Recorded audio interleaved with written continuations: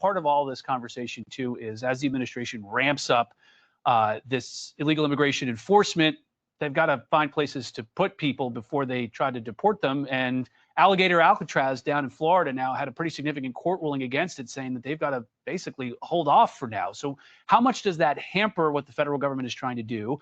And do you think that case could successfully be appealed by Florida and the U.S. government? I think it will successfully be appealed, and I think it will not stop the Trump administration. But what's interesting about that case is it was brought by an environmental group supposedly trying to, save panthers and storks and things like that.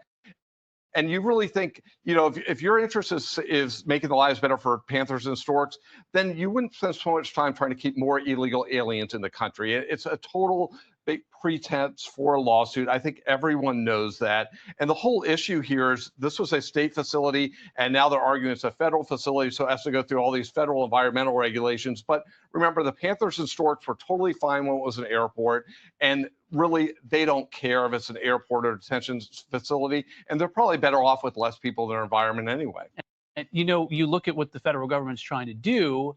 There are also other avenues that they're trying to explore. There's the Cornhusker Clink in Nebraska, but there is a massive need. There was a report that ICE is going to need more airplanes. I mean, this is a big infrastructure change as well, right? That the federal government does have a need. You can't just snap your fingers and deport people. Yeah, that's exactly right. They need more detention spaces, more airlines, more ways to get people out of here. And that's what a lot of these lawsuits are really doing. As you see, it's not about protecting the wildlife.